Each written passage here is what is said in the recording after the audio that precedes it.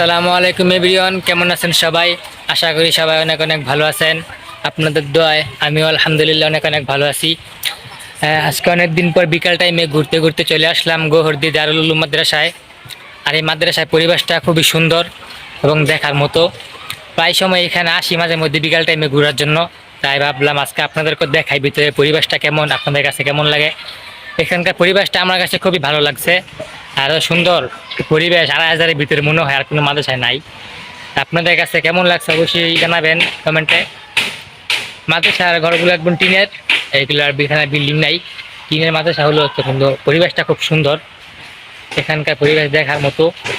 ফুল গাছগুলা একদম যেই সুন্দরভাবে লাগানো হয়েছে ছেলে ছেলে।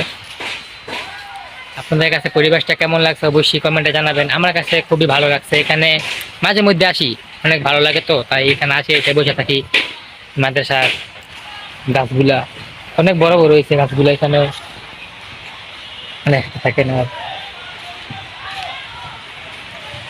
তো পরিবেশটা আপনাদের কাছে কেমন লাগছে অবশ্যই কমেন্টে জানাবেন।